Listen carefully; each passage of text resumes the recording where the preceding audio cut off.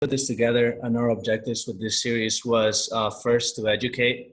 So we wanted everyone who's participating and who's attending to come out with a better understanding on how racism and prejudice and discrimination remains a current issue.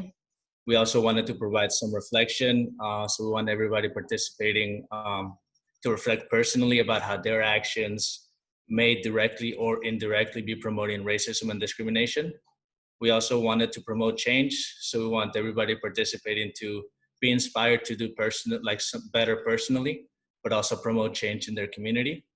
And lastly, we wanted to provide action steps. So making sure that we want everybody participating to leave with some guidance steps so that they can create change within their community and know what to do going forward. Beyond that, I'm gonna pass it off to Dr. Lamisha Brown. Thank you so much, Shane and Fernando. Good morning to the attendees and to our panelists on the Pacific Coast, and good afternoon to our panelists who are outside of the Pacific time zone. My name is Dr. Lamisha Brown, and I will be your moderator for today's panel.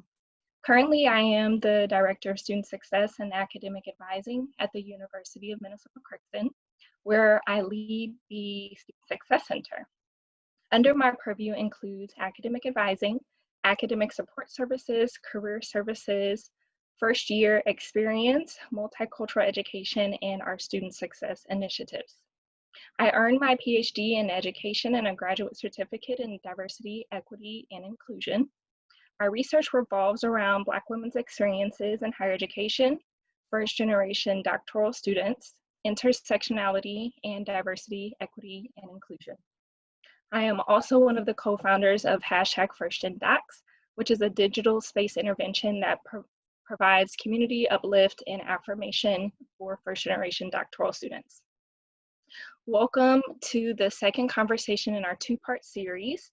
If you missed the first conversation about the Black Lives Matter movement and would like to hear what our amazing panelists had to share, you can reach out to Shane or Fernando to request access to the recording.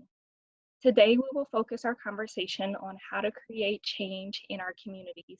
We have three more great panelists here to share their knowledge and experience with you.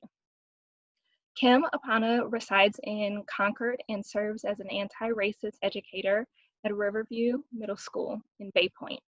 She is passionate about racial and social justice and has led several initiatives to promote diversity, equity, and inclusion, such as teaching her students about Black history all throughout the year and bringing culturally relevant teaching into her math curriculum. Kim is also an avid reader of anti-racist literature and participates in a local anti-racist book club. She hopes to use the knowledge and experience she has gathered from working in a school with majority students of color and reading about white privilege to dismantle structural racism and systems of oppression. As a former soccer coach for a local Bay Area club, Kim is also passionate about bringing these conversations about race and racism to youth soccer. She is excited to educate young soccer players about racism and inspire them to take action in the Black Lives Matter movement. Thank you for being here, Kim. Next, we have Dr. Melvin Whitehead. Dr. Whitehead will begin his position as an assistant professor of student affairs administration at Binghamton University, which is in New York, in fall 2020. Melvin studies racism and anti-Blackness on U.S. college campuses.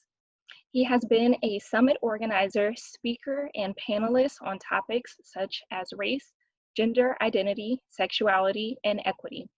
Previously, Melvin was a librarian at Joliet Junior College, where he worked with staff to implement intersectional approaches to the Safe Zone Ally program and push for equitable and inclusive changes in college policies and practices. Thank you for being here today, Dr. Whitehead. And last but not least, we have Dr. Brittany M. Williams. She is an assistant professor of higher education at St. Cloud State University in Minnesota. Her research explores issues of career development requiring individual and systemic change, social class exclusion, digital and online activism, and HIV/AIDS prevention in college contexts. Dr. Williams engages this research by studying Black women and girls and is committed to solutions-oriented work that makes the world a more equitable place for women.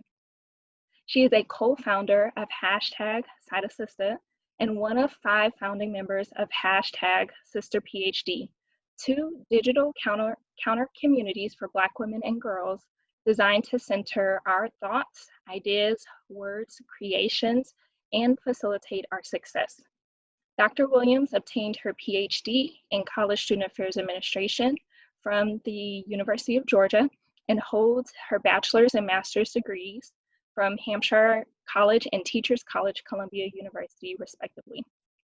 Her social change advocacy and research, for her social change advocacy and research, Dr. Williams has been featured in and by NPR, the National Black Women's Health Imperative, the National Minority AIDS Council, ACPA, College Student Educators International, and in a host of academic journals.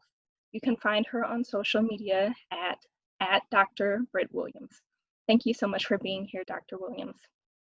In a moment, I will share these bios in the chat so that you all have an opportunity to read those and can ask some questions specific to the panelists if you would like. Again, thank you all so much for being here today. To the attendees, again, if you have any questions for the panel, you can feel free to ask them in the Q&A, and we'll have time for question and answers at the end of the session. So we're going to jump straight into our questions. The first question is for each of our panelists. So question 1, there is so much happening in the world right now. Thus, trying to make a change can feel overwhelming. Where do you suggest that we start in these efforts?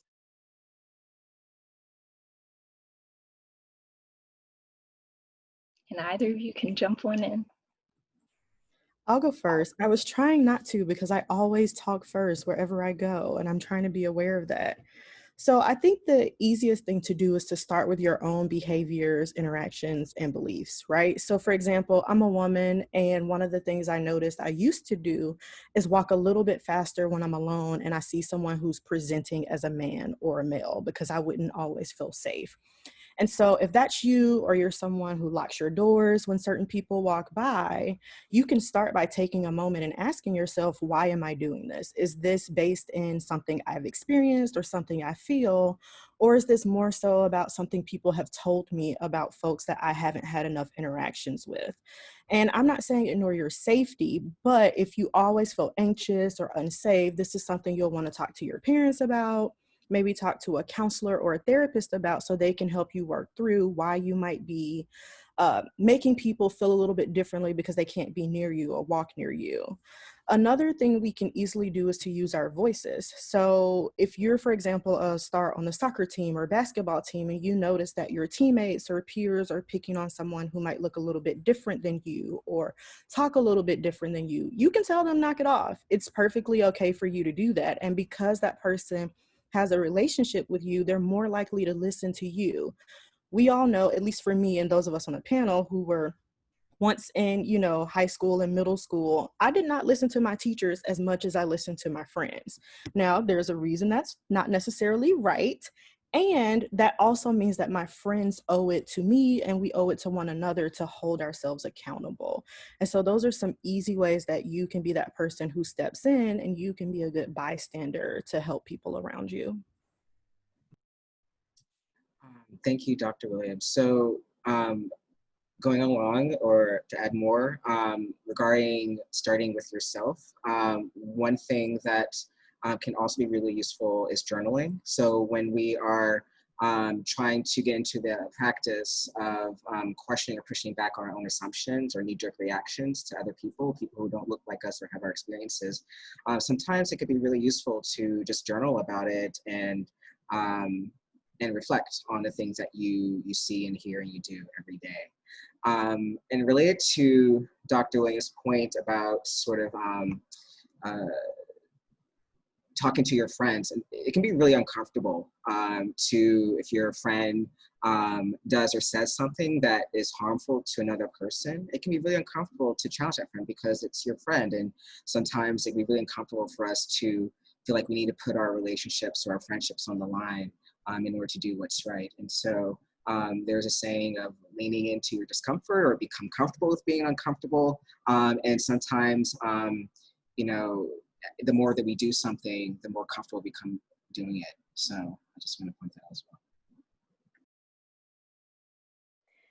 Well, thank you, Dr. Williams and Dr. Whitehead. Those are all perfect. Things that I was thinking, especially about the soccer field, because I've had a lot of experience with that. And I've had people of color or students of color on my soccer team, and they come and say, hey, so-and-so said something. And I said, okay, as a team, what are we going to do about that? But we've already discussed it. We've already had that open discussion on what to do, and the captains are right there, and they'll go to the referees and they'll say, hey, I want you to know that there's talk out in the field, and I really want you to be aware of that. And that really helps. And sometimes people say things so they want to get into your head as a mental block so that you're not going to play as well. And we tried to avoid that. And the other thing that I wanted to add is about educating yourself. I can say, well, I'm not racist. I have Black friends. Well, that's not necessarily enough. You have to really understand what racism is and what being an anti-racist is. So I want to take it to an anti-racist where I'm going to be now active. I'm going to actually challenge it, and I want to go further with either, activism, protest, whatever you want to do. All right. This even is calling out your friends, but not really calling out. You want to call them in, have a discussion with them.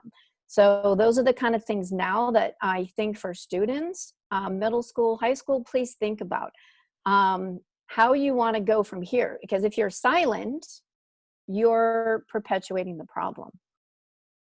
And I just want to add on to this. So I recently did a research study on college students, and I had a focus on white college students, and I had them do race diaries for an entire semester, just journaling on the everyday race-related things that came up in their environment. And there was one example where there was a guy who was watching a football game with a bunch of his friends, and at one point, one of his friends shouts the N-word at the television because I guess a Black player sort of dropped a football or something like that.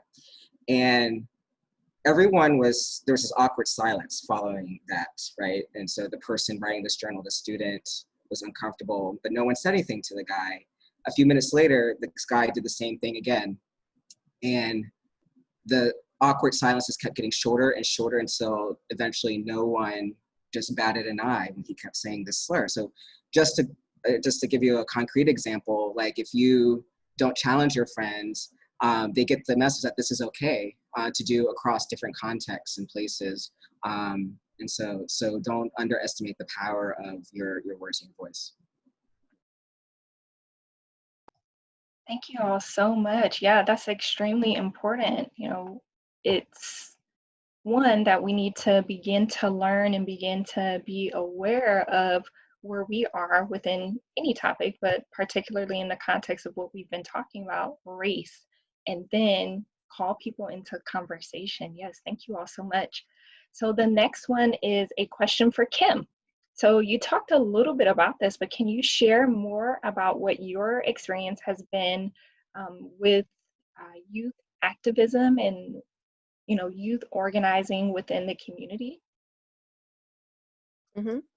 So one thing that I noticed in my school, for instance, even though we're 99% people of color or students of color, is the majority are Latinos, and we have a smaller proportion of Black students. And my students would come to me and say, Miss Apana, I don't feel I have a voice in here. And I said, wow, that's not good. So what I did before the pandemic is I started a committee or a club called Student Voices. And it was to get a community going because I have a good relationship with the students. So you can't just start something necessarily. Well, I shouldn't say that. You could start something, but you also have to develop a relationship. So I have a Student Voices Club, and we're going to start when school starts up again. We're going to do it on Zoom, and I want to get parents involved, and I want to get community. because I want them to have a voice, and we're going to take it further. And by doing that, I know we're going to get other members of the school coming in. Another thing is our book club. Look on your shelves at your schools. Are your books mainly of white authors, white topics? Let's get some diverse books in there. So we're actively bringing in books, having people read them, and we're going to have now a book club for our students. The other really big thing is Black History Month. Why is it a month? So my students would say it's a month. No, you need to be teaching it all throughout the year.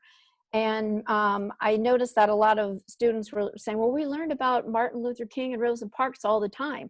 No, there's so many people out there. You need to broaden your realm. For instance, we set up every day on the PA saying, okay, let's have fun facts. Okay, Super Soaker. Well, guess what? We're the Super Soaker. You guys like to play that? All right, aerospace engineer from NASA, Lonnie Johnson.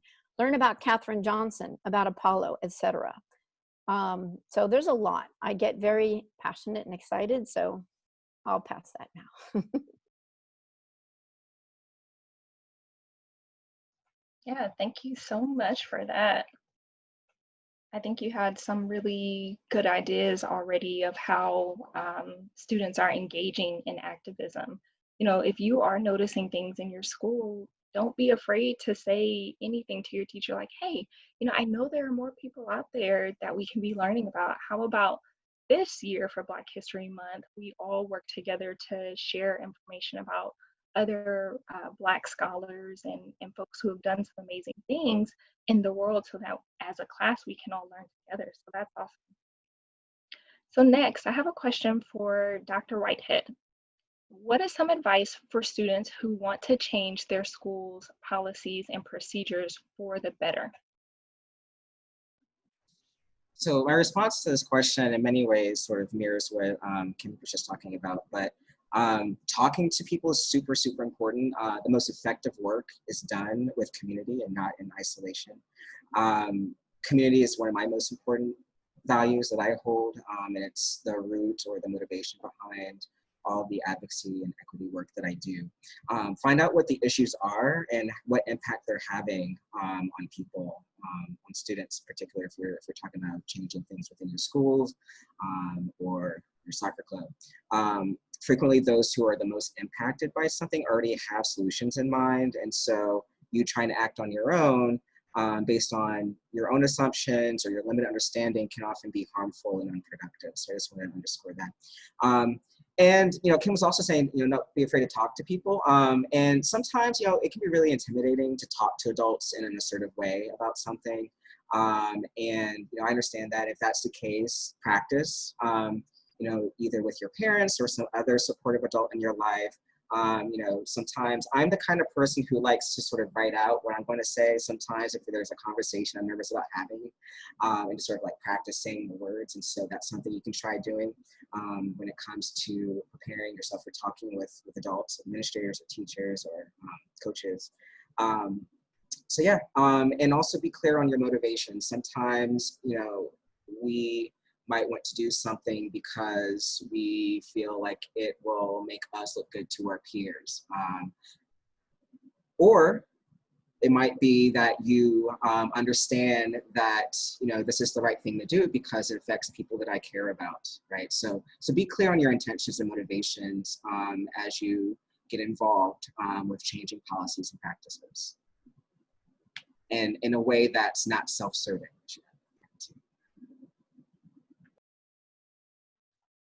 Thank you for that. So this next question is for each of the panelists.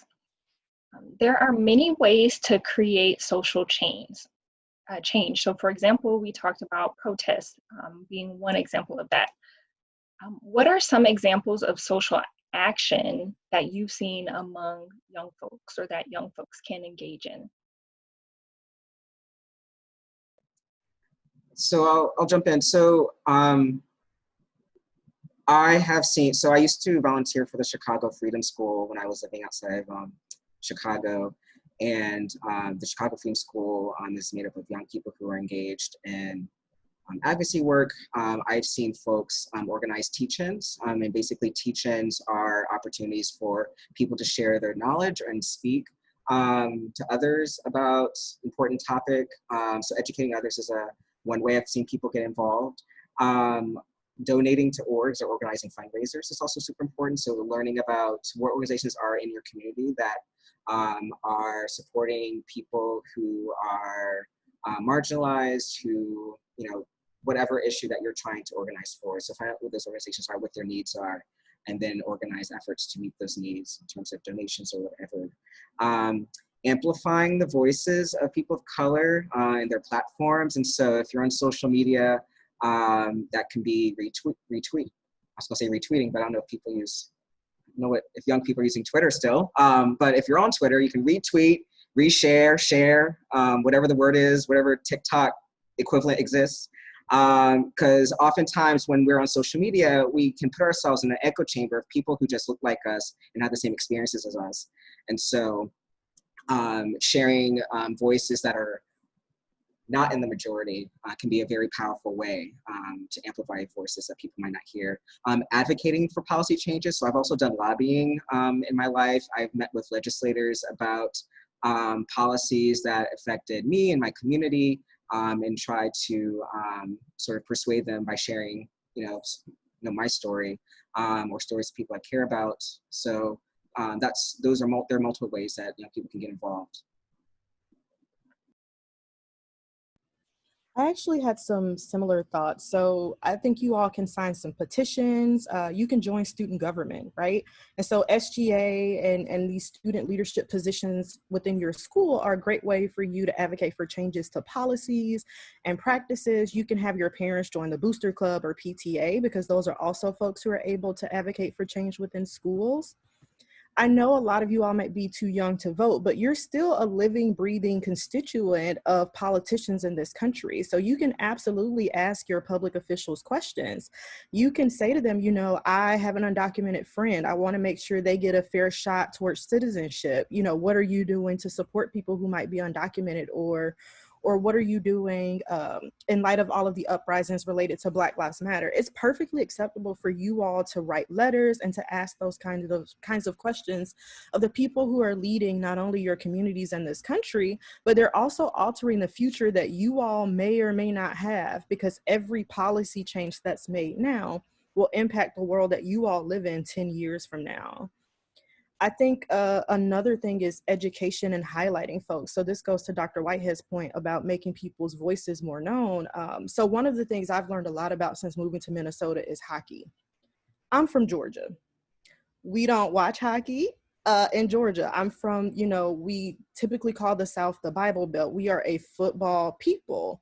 And so one of the things I've done and taken under, my own and done on my own accord is talking to folks about Black, Indigenous, and Latinx hockey players. Here are all the people I found on the college level who aren't white. Here are all the folks I found in the pros who aren't white. Did you know about them? And so posting about that on my social media platforms to reduce how often we say something is white or isn't white. It's been a lot easier to do that because I'm from Georgia within soccer, because, well, we have the best soccer team in the country. So yay, Atlanta United, love them. But you can create change, right, by making people more visible. Another example, and one of the things I'm very passionate about because I care so much about women, is the U.S. women's national team. So I went to the Women's World Cup. We have the most winning national team in the world. They have, four, maybe five, I don't know, 4 World Cups at this point, right? And so they don't make as much as the men. Who can help to raise that this is a point, that the women should be paid equitably to the men, not only because, one, they actually win. The U.S. men's team is not very good, right? And 2, because it's the right thing to do. And so I can share that on Twitter. I can share that on Facebook. I can post on Snapchat when my favorite players do something, or whenever there's a hat trick that I'm really excited about, and I can explain this person makes, $2 or $3 million less than this guy who's never won a World Cup in his life. Do you think that's fair? And so part of it is about you all making it relevant and making it matter within the circles that you're in and within the context that you care about. Thank you, Dr. Williams and Dr. Whitehead. I'd like to add on when you're saying about soccer is kneeling. That's controversial right now, but let's take a look at that. So for those of you who play soccer, I'm an avid soccer fan, and I watch the Premier League. If you watch the Premier League right now, prior to each game, they're all kneeling. They're all also on their jerseys have Black Lives Matter.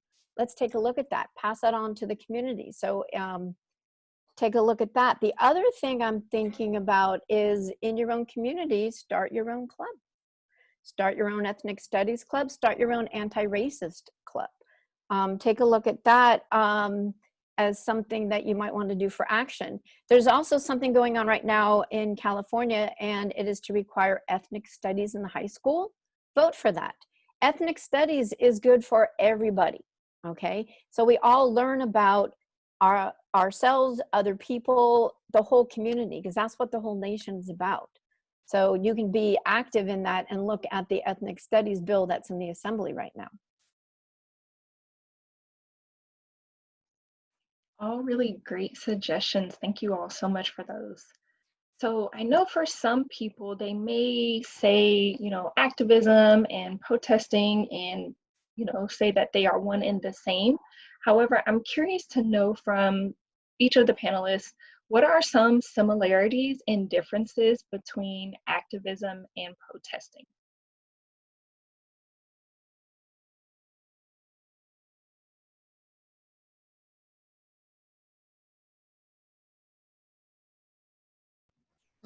This is such a hard question. So I am of the firm belief that you can engage in protest without necessarily being an activist or doing activism.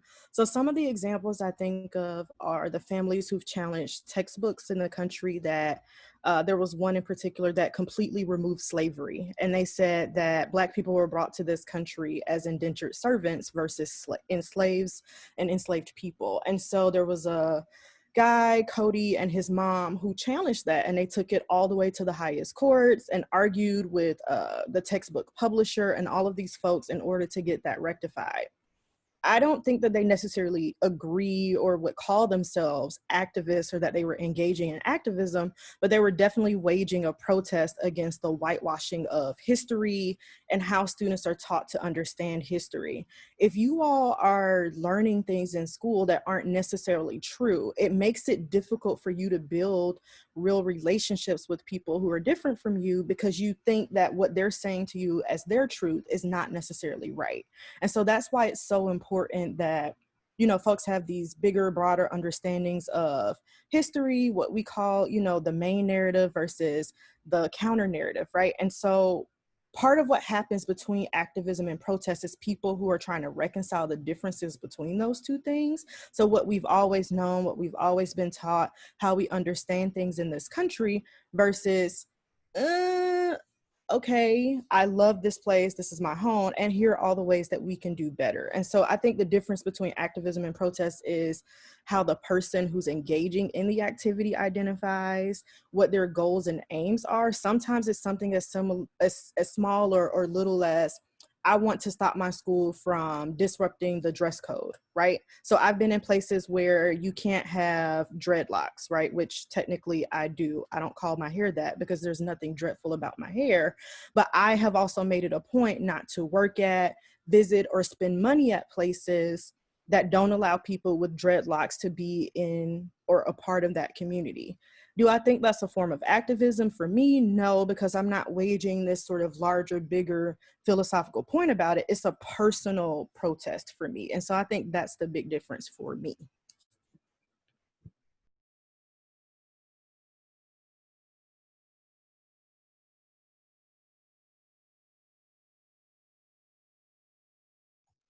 Do we have Dr. any Williams. Sorry. Say that was awesome. That was great. And it was a hard one for me too. I think of protesting could be a form of activism for sure. And for me, I like, it's like, how am I going to use my privilege to make a change? So I'm going to ask all of you out there in the community, how are you going to use your privilege to make a change? And one thing Dr. Williams points out is about the history, whitewashing history. My daughter was so lucky to have the best US history teacher in the world right now. She was at Northgate High School, and a lot of you know Northgate High School from the East Bay. And she had students read books that were real history. So if some of you, that's something you can do as an activist. Say, question your teacher, saying, am I really learning history, or is it going to be a whitewashed history? Even if you don't know Ibram X. Kendi, he is an amazing author, okay? He wrote a book, Stamped from the Beginning. That, to me, is real history. So you can really learn about African Americans when they first came, talk about slavery, talk about institutionalized racism, systemic racism. How did that all come about? And if that's a really big, thick book and you don't want, he wrote a great book with Jason Reynolds. Jason Reynolds is another amazing author that I think you can all look up his books. And it's stamped. It's called Stamp 2, but it's in a way that you would really enjoy reading it. So just also be educated in that, so that you are able to then verbalize with your friends and family and other people what real history is.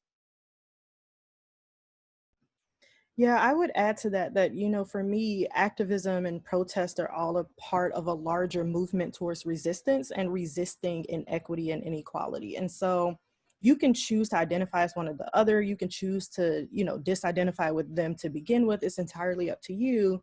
But what you can do is say, I'm taking a stand to make my community and my spaces that I inhabit better. And here's how I'm going to do that. And that's sort of what Kim is getting at.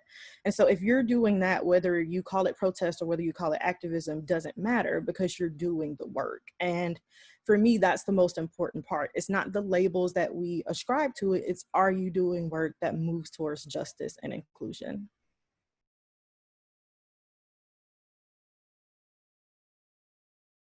I don't have anything to add. All right, thank you so much. So the next question is for Dr. Williams. What would you say is the role of digital activism in today's society? And why might the use of digital media and activism be on the rise? Good question. So my favorite thing about the internet is that it gives anyone who has a device and a connection the same opportunity to highlight something. And so for me, the role of digital activism is about using your voice, your account, your skills, sort of the people that you're in community with, in order to say or acknowledge that something is wrong and something needs to be done about it. I think back to some of the earliest examples of digital activism, and the events that happened in Ferguson a few years ago come to mind. And so that happened the very same weekend that people were doing the ice bucket challenge. I'm also dating myself here, but that was a couple years ago. And so one of the things we found when we looked at the trends on Twitter and social media is there was a direct connection between how much people tweeted about it, that the actual news and media and folks that we look to for our education and our information in media started to talk about what happened in Ferguson, because there were so many tweets and social media posts that they can no longer ignore it, right? And so these things are happening in the same weekend, but everyone in the mainstream media was talking about the ice bucket challenge. Why? Because it makes you feel good, right? But here's this other thing that's not so great that is happening. Folks are protesting. They're protesting what happened to Michael Brown. They're protesting the police response to that. And the mainstream media didn't actually come in until 5 days later. And so I think the role of digital activism is accountability. It's having the people who are in charge and who have the power to say, these are the stories we're going to tell on the news. These are the things that we're going to highlight. These are the people that we're going to focus on. It forces them to nuance that and to think more critically about how often they're talking about things that just feel good. Now, to be clear, I am all about being happy, right? I love a good Hallmark Channel movie. I am constantly live tweeting my TV shows and so on and so forth. But one of the things that digital activism can also do is give us a chronology and a longer history that we can always go back and follow up on. So sometimes I miss things. Sometimes I don't know what's happening. Digital activism gives you this living, breathing archive that's on the internet, where you can always go and see what people said, what they're talking about, what are the different perspectives, right? So unless you have someone blocked on social media, you can see both sides in quotations of an argument or of a movement. And so I think what it gives us is the opportunity to hear from people who would not otherwise be featured in the news, folks who don't have the privilege to write a book, right? I have a PhD, and that's an enormous privilege. Most people who are like me, who grew up where I grew up, will not go on to obtain a PhD. Less than 1% of the US population holds a PhD. And so for me, it's realizing that, okay, I have thousands of followers across my social media platforms. How am I using that, and how am I able to tag things that I think they should know more about? And it's going to continue to be that way until I think we have a reckoning and a way that people start to trust mainstream media a little bit more. Mm-hmm. Thank you so much for that, Dr. Williams. So the next question is, creating change within our communities can be very challenging. What has been your experience with fostering social change? And what are some suggestions for our attendees who want to create change within their communities? So I'm a big proponent of the power of personal storytelling to affect change. And I know that's not like the end all be all of justice work or equity work, but it's a very powerful tool. And so I mentioned earlier that I did lobbying. At my last position, Dr. Brown mentioned in my bio that I was at a community college where I got involved with some advocacy work for and with LGBTQ students there. And one of the things that I did, there was this policy, this is a concrete example, there was a policy, or there was an e-learning system that the students use at the college, and there was no way to easily change your name in the system. And so if you, for example, are a transgender student who uses a name other than your legal name, there was no easy way to sort of change it so that the instructor could see the name that you use in your day-to-day life. And so I had been talking to folks about this, not getting anywhere. So I worked with a colleague and some students to organize a student panel of queer and trans students. And one of the students talked about that particular problem of people not knowing his correct name and being misgendered in the classroom and how that made him feel. A lot of people from the campus community came out. The entire HR department came. We had senior administrators there. And so after that panel, folks understood the importance of, having something in place that allowed students to change their name. And so that was a concrete change that happened in policy. It was because this person shared their story about how it affected them. And so all of that to say, when it comes to, creating change in your communities, again, I mentioned this before, don't underestimate the power of your voice and your narrative, or in the narrative of folks who don't have your experience, but are also impacted, by these issues. And so I would say, again, elevate your personal narrative and those in your life that you care about and love. Awesome, Dr. Whitehead. Something I was thinking about too is use your voice. Don't be silent. And as for me, and anybody on the panel, please let me know if I say something that might feel inappropriate or something that you take offense to. And I'm going to not be fragile with my white fragility. So learn about different concepts that are out there. And I want to accept it and I want to move forward. I mean, that's my growth. So I'm challenging everyone, please, to take criticism or take the information and grow. The other thing is, don't rely on people of color to teach you, okay?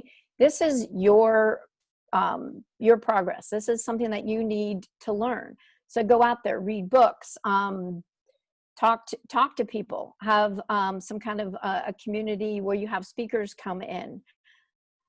Something else I was thinking of was, what about community service? Okay, are you doing community service? Oh, I go to the food banks once in a while because it makes me feel good. No, really get out there in the community, maybe do tutoring, go to schools that maybe need that more.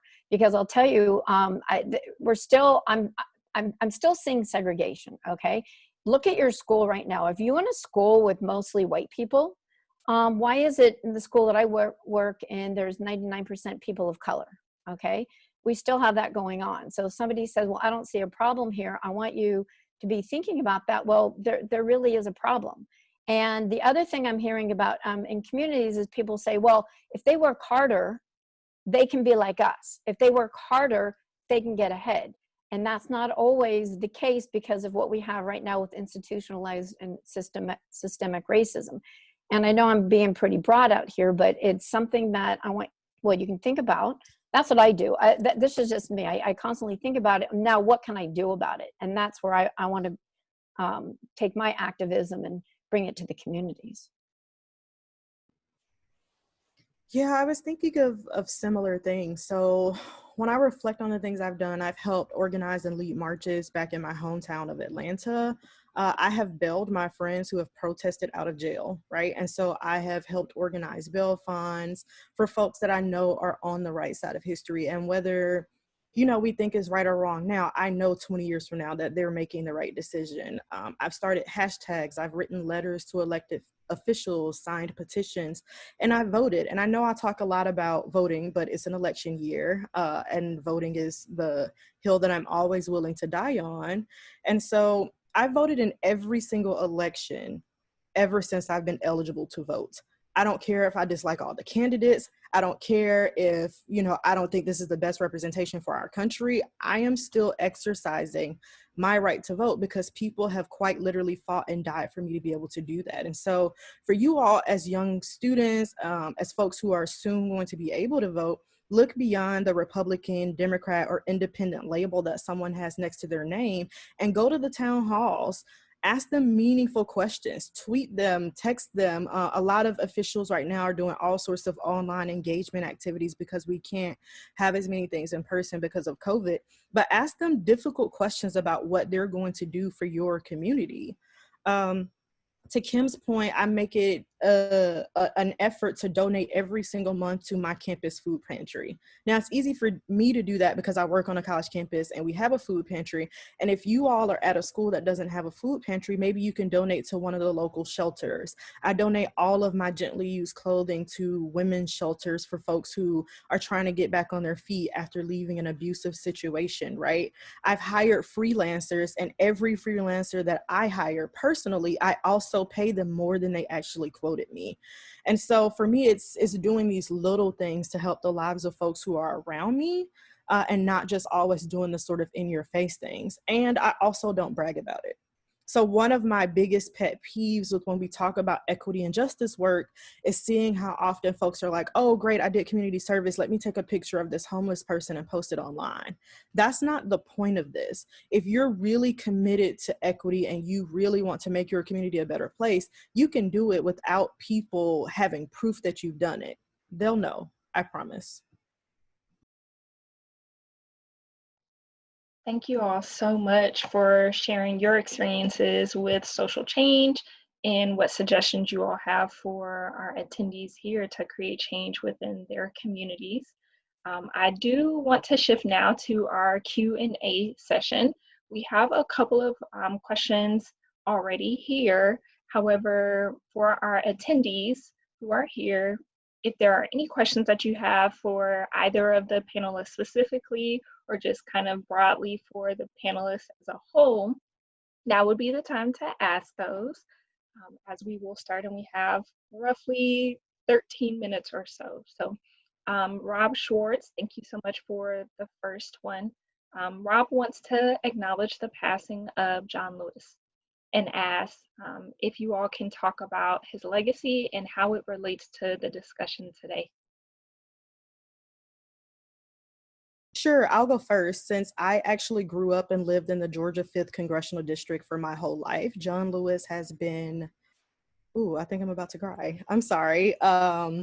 He's been our representative for as long as I've been alive. And my parents have lived in the Georgia 5th Congressional District for the entirety of my life and their lives up until about 2 years ago. And so John Lewis was a giant, and one of the things I like about him is how he frames the sort of disruptive work that he's done as being good trouble, and the importance that all of us engage in doing things that would be considered good trouble. So he was there for the March on Washington. He was there for the fight and justice for equitable pay for garbage workers and for low-income workers in the 60s. He's put forth all of these policies and practices that are designed to help make our country a better place. And so I think part of his legacy is recognizing that the very things that he was out in the streets literally being bloodied and beaten for are the very same things that we continue to fight today. And so it's on all of us to carry that legacy and to honor that legacy and to acknowledge that as much as we've made some progress forward, there are still things that we have to do. And so till the very end, John Lewis was in Congress advocating for undocumented students. He was petitioning for, particularly for voter rights, right? So we know that there's been a little bit of a push to decrease people's ability to vote within this country. And so he's really made it a point to talk about how voting has a very real sustained impact on people, not only within a local community, but across the country together. And so he started to, with Stacey Abrams and some other folks in Georgia, to really lead a change to redraw the districts back in Georgia and to think about how we disperse money and funds and resources across congressional and district lines.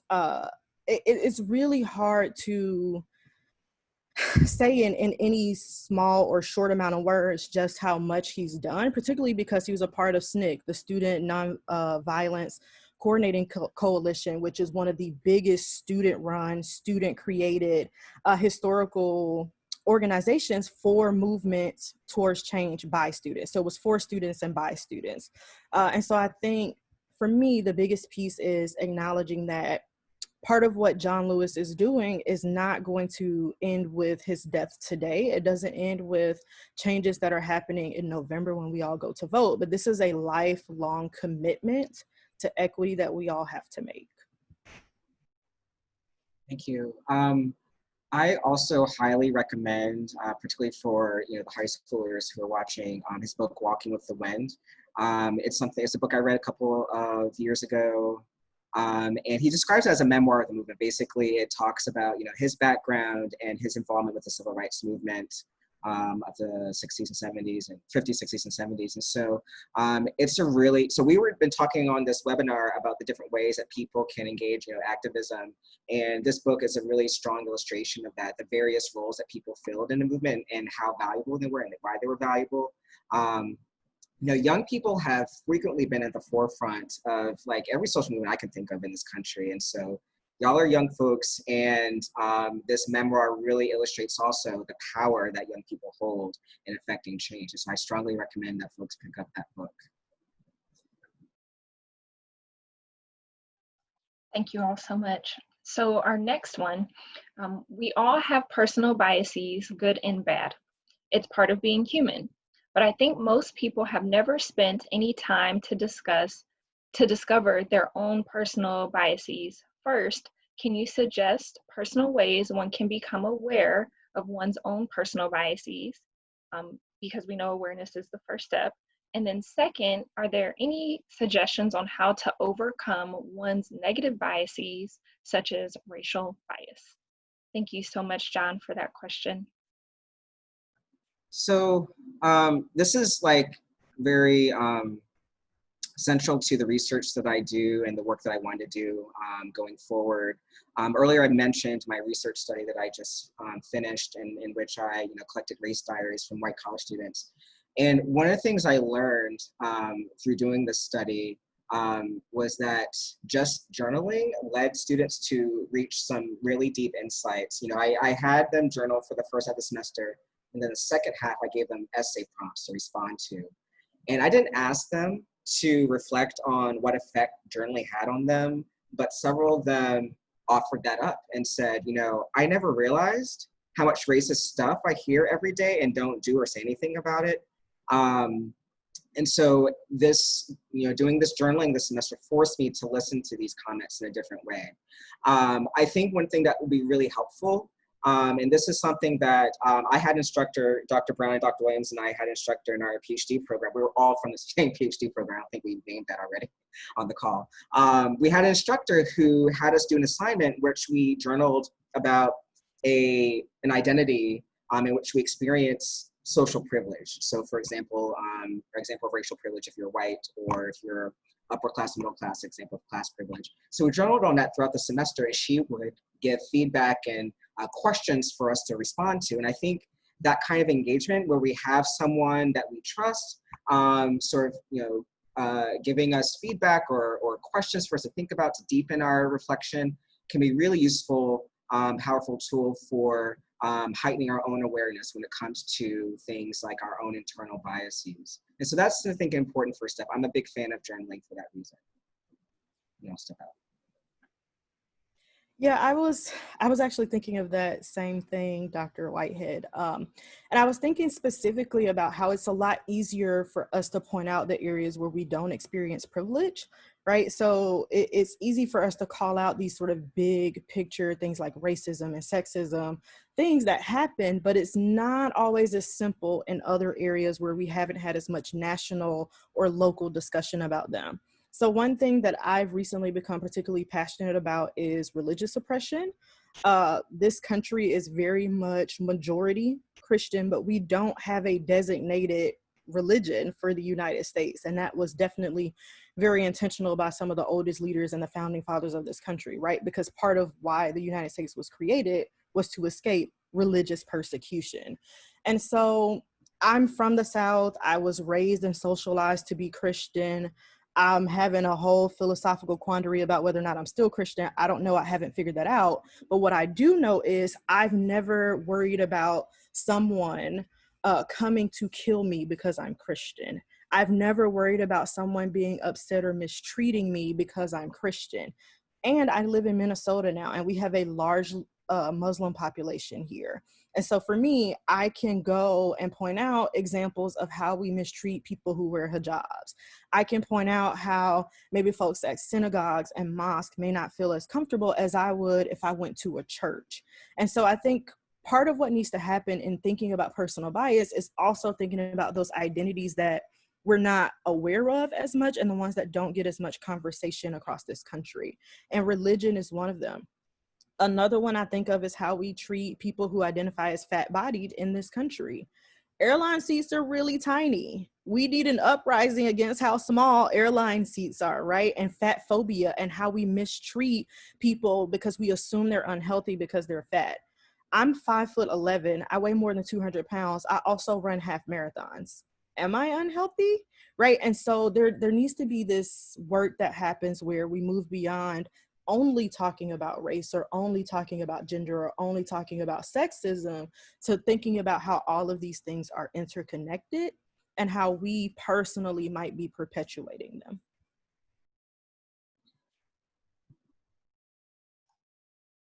Let me think about it. That made me think about another exercise. I'm just thinking about the different exercises I've done with students or in the classroom as a student, but going on with what Dr. Williams was saying, a really useful exercise could be just thinking through what are all the identities that I hold in terms of race, gender, body size, age, all these things. And so there are lists out there on the internet. If you Google something like social identities. And so if you list all these out and think about, well, which ones do I think about the most, right? And then which ones do I think about the least?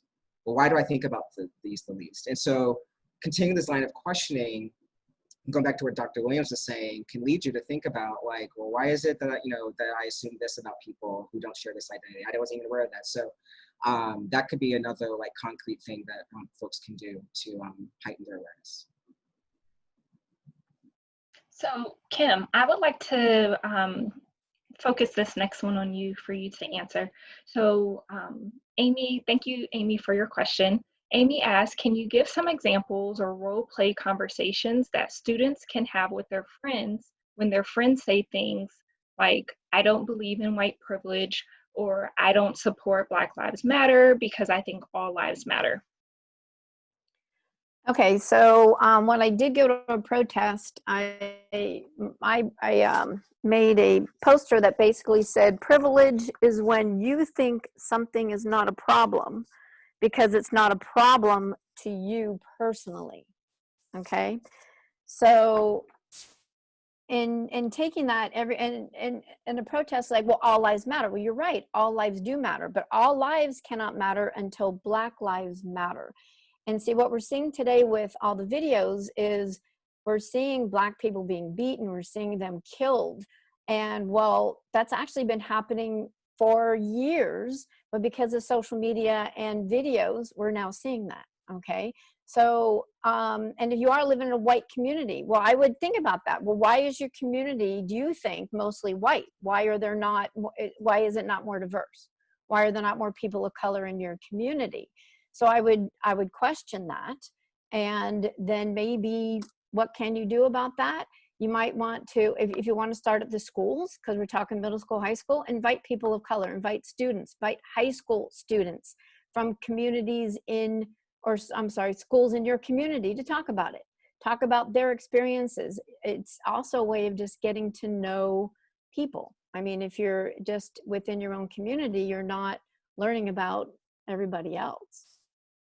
I don't know if somebody else has other ideas or wants to add on that. Oh, and white privilege. I'm sorry, I want to add on that. So you can walk down a street and nothing's going to happen. You can walk in a store, they're not going to follow you.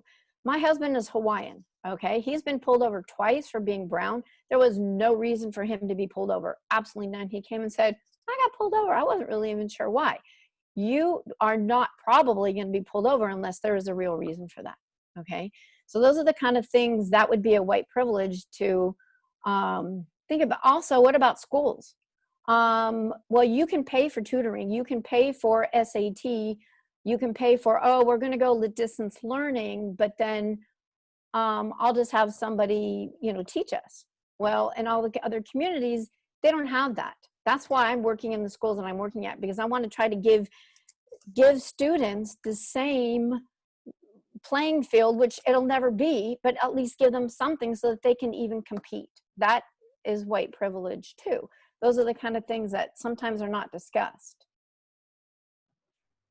I also add, in my experience, I've seen this comment about not believing in white privilege come from white people from working class backgrounds or poor socioeconomic backgrounds. And so, the idea being like, they've experienced hardships too. And, I never benefited from white privilege. And so that's sort of like the response or the context, which I've heard this comment.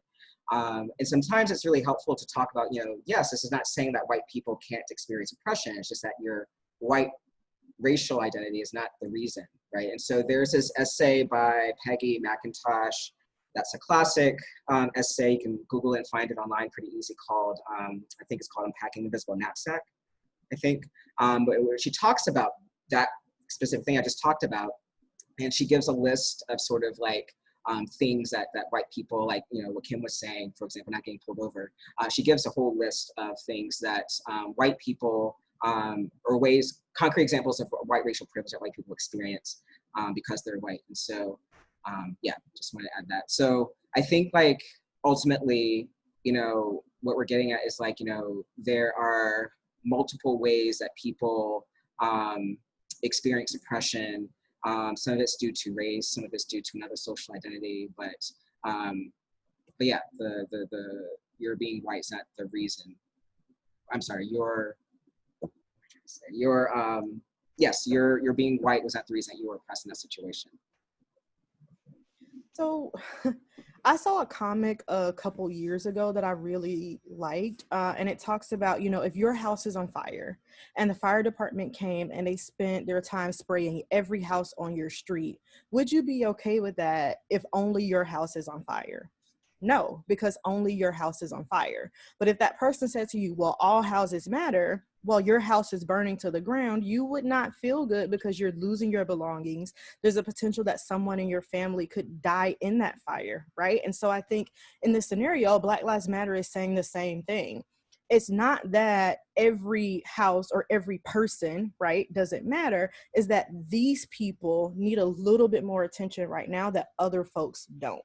And so that's the delineation between, you know, when someone says all lives matter versus Black lives matter, that's the biggest difference, right? And if it were indeed true that all lives matter, Black lives matter wouldn't exist to begin with. Thank you all so much. And there's one more question that's come through the Q&A. It says, what ways can you suggest for La Miranda, predominantly white families, to find authentic ways to learn about people of color in other communities? They said, come out of the bubble.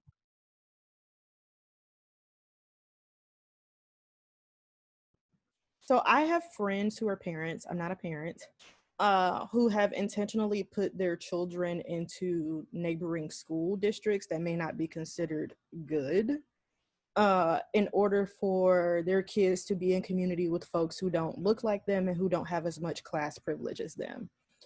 So part of what needs to happen is folks need to make sure that you and your family are participating in activities that happen outside of your own community. So if you are part of the soccer club, for example, but you also play another sport, maybe you'll do that other sport across town, and then you can make some friends and connections over there.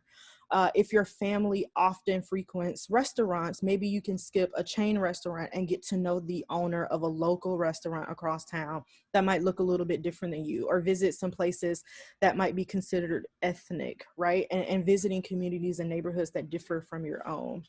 I think the single most thing that we can do to come out of the bubble is to do it, right? And so I found that people are anxious in the beginning. When you show up in a new place, you're anxious, they're anxious because everyone's uncomfortable. And then you just do something to break the ice. Hi, my name is so-and-so and I'm from here. Oh, really? How'd you end up here? And so you start having that conversation in order to create an environment where you both can let your guard down and you both can feel comfortable. I think that's one of the simplest ways to do it. I have a lot of folks whose children participate in sports. As they go to competitions, they always go out of their way to meet with people at other gyms, particularly in gymnastics, because all of my friends do gymnastics. I don't know why. And so when their kids are going to competitions for gymnastics or cheerleading, making sure they're meeting with folks who are from other communities that differ from theirs, visiting their gyms and seeing how they practice and how they work, those kind of things can definitely help.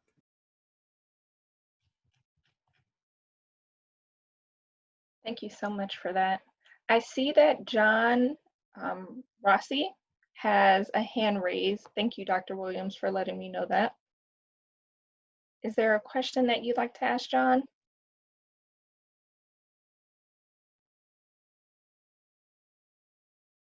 I can go back to Q&A and see.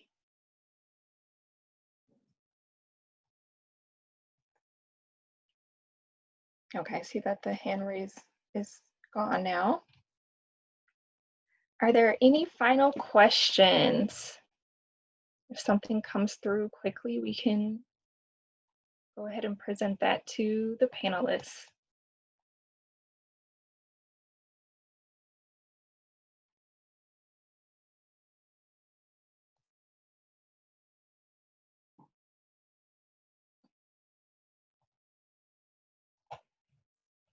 All right, so I would like for us all to give the panelists a round of applause, even though we can't see everyone. Thank you all so much for being here and for sharing your experience and your knowledge. Before I give my final remarks, I did want to open it up to Shane to see if you had any announcements for the group.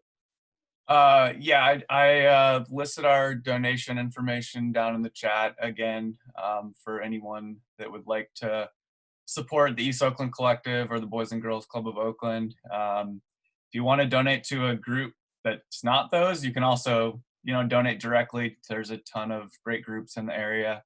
So it doesn't have to be those two. It doesn't have to be through us. Just support anyone that needs help, especially right now with COVID going on. A lot of these groups need more help than normal. I also just want to thank the panelists today, and especially Dr. Lamisha Brown, who's helped a lot behind the scenes organizing all of this, and then has been the moderator for both events. She deserves a lot of credit for everything that's been going on. So thank you. Thank you so much. I appreciate that. To the attendees, it is important to know creating change within communities does take time, it takes energy, but if we all play our part in ensuring that our society is more equitable, we can share the loads. That's what's really important. I highly encourage you to continue to engage in these conversations. Talk with your parents, talk with your siblings, with your friends, with your teachers, and ensure that these conversations continue to move forward. It's important that we are all holding each other accountable. So thank you again to our panelists. Thank you again to our attendees for being here. And I hope everyone has a great day.